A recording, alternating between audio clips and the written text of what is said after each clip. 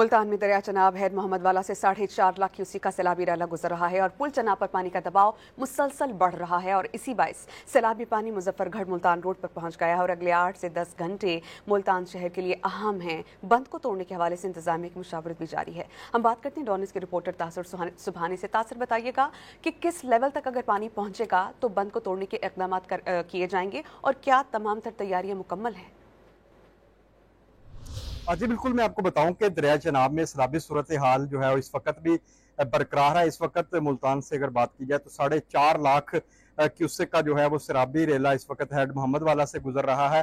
मैं आपको बताऊं कि हेड मोहम्मद वाला से साथ साथ जो है चनाब पुल पर इस वक्त पानी का शदीद प्रेशर है और सारा जो फोकस है पानी का वो इस वक्त शेरशाह बंद की तरफ है। जो कराची रोड है मुल्तान से नेशनल हाईवे, वहां पर जो है वो पानी इस वक्त रोड के बिल्कुल करीब पहुंच चुका है। डीसी मुल्तान से हमारी बात हुई, उनका ये कहना है कि तमाम तर नजरें जो हैं वो ब्रीचिंग पॉइंट पे हैं।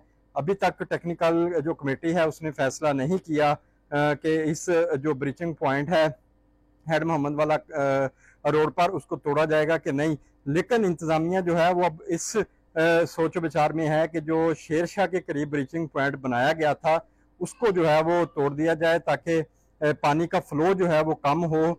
लेकिन उनका यही कहना है कि ये तमाम तर जो फैसला है वो महकमा इरीगेशन के हुकाम और टेक्निकल कमेटी जो है वो फैसला करेगी। मैं आपको बताऊं कि अगले 8 से 10 घंटे जो है वो मुल्तान के लिए बहुत अहम है। अगर ये सैलाबी रेला यहाँ से गुजर जाता है तो फिर किसी किस्म के रोड तोड़ने की कोशिश नहीं हो जरूरत नहीं पड़ेगी। तो सैलाबी रेला जो है वो शुजाबाद और जलालपुर में दाखिल हो जाएगा जहाँ से हेड पंजनत की तरफ जाएगा।